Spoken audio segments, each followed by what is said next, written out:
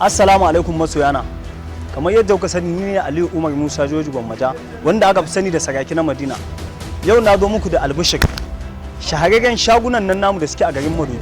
A rattun Allah Ganau investment ya tanadar mana shaguguna da yawa a rattun Allah.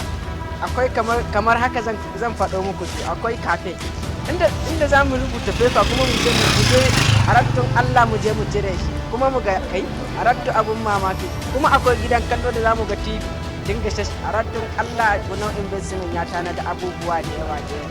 Har da gidan kallo fa da za mu dinga ganin turawa su yan a rattun Allah ni ma sai na je gurin Ganau investment. Na gani na yi kallo na kalla matan Indiyan nan. Ganau investment ya tanada muku sararrun saguna kamar haka. Akwai sago POS, akwai sago na provision.